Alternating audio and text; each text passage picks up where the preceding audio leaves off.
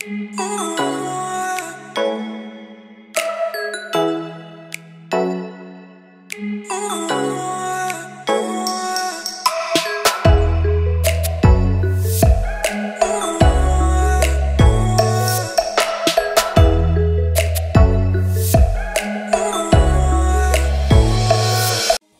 Hello എല്ലാവർക്കും പുതിയൊരു വീഡിയോയിലേക്ക് സ്വാഗതം. അപ്പം ഞാൻ ഇന്ന് വന്നിരിക്കുന്ന ഒരു ബോട്ടിൽ ആർട്ടുമായിട്ടാണ്. അപ്പം നമുക്ക് നേരെ വീഡിയോയിലേക്ക് പോവാം.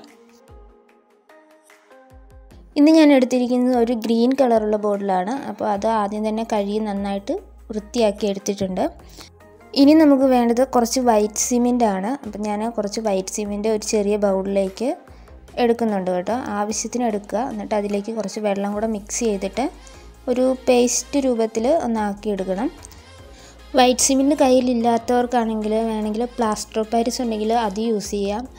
അതും അല്ലെങ്കിൽ സാധാ ടാൽക്കം പൗഡർ കുറച്ച് ഗ്ലൂവും വെള്ളവും കൂടെ ഇതുപോലെ മിക്സ് ചെയ്തിട്ട് അപ്ലൈ ചെയ്ത് കൊടുത്താലും മതി. ഇതൊന്നും കയ്യിലെടുക്കാനില്ലെങ്കിൽ സാധാ ടിഷ്യൂ പേപ്പർ ഒട്ടിച്ച് കൊടുത്താലും മതി കേട്ടോ. നമുക്ക് ഇതേ രീതിയിൽ തന്നെ ചെയ്തെടുക്കാൻ പറ്റും.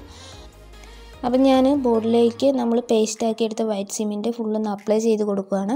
അപ്ലൈ ചെയ്യുമ്പോൾ ഞാൻ കുറച്ച് ഏരിയ ഒന്ന് ബോർഡിൽ പ്ലെയിൻ ആയിട്ട് തന്നെ വിട്ടിട്ടുണ്ട്. ആ ഏരിയയിൽ ഒന്നും തന്നെ ചെയ്യുന്നില്ല.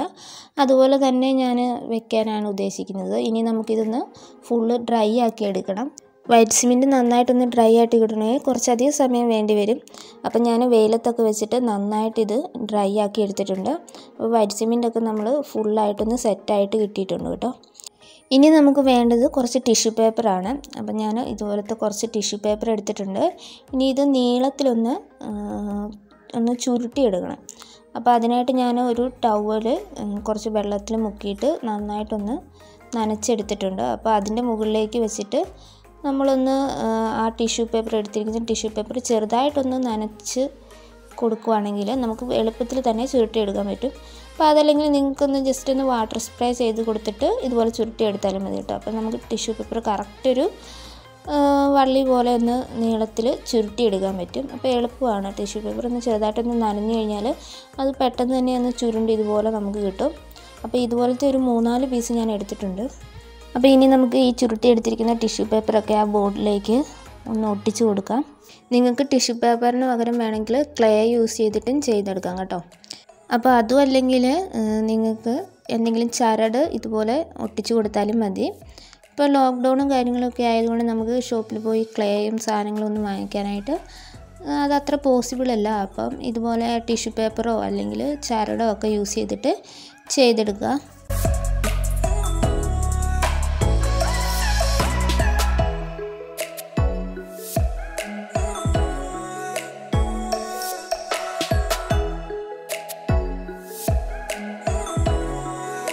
അങ്ങനെ ഞാൻ ചുരുട്ടിയെടുത്ത ടിഷ്യൂ പേപ്പറൊക്കെ ബോർഡിലേക്ക് നന്നായിട്ട് ഇതേ രീതിയിൽ ഒട്ടിച്ചെടുത്തിട്ടുണ്ട് കേട്ടോ. അപ്പോൾ ഈ ടിഷ്യൂ പേപ്പറൊക്കെ ഒന്ന് നന്നായിട്ട് ഡ്രൈ ആക്കി എടുക്കുക. അപ്പോൾ അതിന് ശേഷം ഞാൻ ബോർഡിൽ ഒട്ടിക്കാനായിട്ട് കുറച്ച് ഈന്തപ്പഴത്തിൻ്റെ കുരു ആണ് എടുത്തിട്ടുള്ളത്. അത് ഞാൻ ബോർഡിലേക്ക് ആ ടിഷ്യൂ പേപ്പർ ഒട്ടിച്ച ഭാഗത്ത് അവിടെ ഇവിടെയൊക്കെ ആയിട്ട് ചെറിയൊരു ഫ്ലവറൊക്കെ പോലെ തോന്നിക്കുന്ന രീതിയിൽ ഒന്ന് ഒട്ടിച്ച് കൊടുക്കുകയാണ്. അപ്പോൾ അത് ഒട്ടിച്ച് കൊടുക്കാനായിട്ട് ഞാൻ ഫെവി ബോണ്ടിൻ്റെ ഗ്ലൂ ആണ് എടുത്തിട്ടുള്ളത്. ഫെവി ബോണ്ടിൻ്റെ ഗ്ലൂവിന് പകരം നിങ്ങൾക്ക് വേണമെങ്കിൽ ഗ്ലൂ ഗൺ വേണമെങ്കിലും യൂസ് ചെയ്യാം കേട്ടോ. അപ്പം ഞാൻ ഇതേ രീതിയിൽ ഈന്തപ്പഴത്തിൻ്റെ കുരു ബോർഡിൽ അവിടെ ഇവിടെയൊക്കെ ആയിട്ട് ഒന്ന് ഒട്ടിച്ച് കൊടുക്കുകയാണ്. അപ്പോൾ ഈന്തപ്പഴത്തിൻ്റെ കുരു ഒന്നും കയ്യിലില്ലെങ്കിൽ നിങ്ങൾക്ക് ക്ലേ വെച്ചിട്ടും ഇതുപോലെ നല്ല അടിപൊളിയായിട്ടുള്ള ഫ്ലവറുകളൊക്കെ ഉണ്ടാക്കിയിട്ട് ഒട്ടിച്ച് കൊടുത്തു കഴിഞ്ഞാലും നല്ല ഭംഗിയുണ്ടാകും കേട്ടോ. അപ്പം ഞാൻ അത് ഫുള്ള് ഒട്ടിച്ച് കഴിഞ്ഞിട്ടുണ്ട്. എങ്കിലും ബോട്ടിൽ അവിടെ ഇവിടെയായിട്ട് കുറച്ച് ഏരിയയൊക്കെ പ്ലെയിൻ ആയിട്ട് കിടക്കുന്നുണ്ട് കേട്ടോ. ആ ഭാഗത്തേക്ക് ഞാൻ എൻ്റെ കയ്യിൽ കുറച്ച് വെള്ളരിയുടെ അരി ഉണ്ടായിരുന്നു. അപ്പം ഞാൻ അതും കൂടി ഒന്ന് ഒട്ടിച്ച് കൊടുക്കുകയാണ്. ഈ വെള്ളരിയുടെ അരിയും പിന്നെ ഈന്തപ്പഴത്തിൻ്റെ കുരുവൊക്കെ നമ്മൾ വെറുതെ വേസ്റ്റാക്കി കളയുന്ന സാധനങ്ങളാണ്. അപ്പോൾ ഇതുപോലത്തെ സാധനങ്ങളൊക്കെ ഉണ്ടെങ്കിൽ നിങ്ങളൊന്ന് കളക്ട് ചെയ്ത് വെക്കുക. ക്ലേ ഒന്നും കയ്യിലില്ലാത്തവർക്ക് ഇതുപോലത്തെ സാധനങ്ങൾ വെച്ചിട്ട് നമുക്ക് ബോട്ടിൽസൊക്കെ ചെയ്തെടുക്കാൻ പറ്റും. ഇപ്പോൾ ബോട്ടിൽസ് മാത്രമല്ല, നമുക്കിതുപോലെ ഈന്തപ്പഴത്തിൻ്റെ കുരുവൊക്കെ വെച്ചിട്ട് വേണമെങ്കിൽ ഫ്ലവർ ഉണ്ടാക്കിയെടുക്കാൻ പറ്റും. പിന്നെ ബോട്ടിൽ തന്നെ പല രീതിയിൽ ചെയ്തെടുക്കാൻ പറ്റും. അതൊക്കെ നമ്മുടെ ഓരോരുത്തരുടെ ഐഡിയ അനുസരിച്ചിട്ട് ഒന്ന് വർക്കൗട്ടാക്കി എടുത്താൽ മാത്രം മതി. ഇതുപോലത്തെ വേസ്റ്റ് ആയിട്ടുള്ള സാധനങ്ങൾ വെച്ചിട്ട് എന്തെങ്കിലുമൊക്കെ പുതിയ പുതിയ സാധനങ്ങൾ ഒന്ന് ഉണ്ടാക്കി റീയൂസ് ചെയ്തെടുക്കാൻ പറ്റുമെങ്കിൽ അത് വളരെ നല്ല കാര്യമല്ലേ.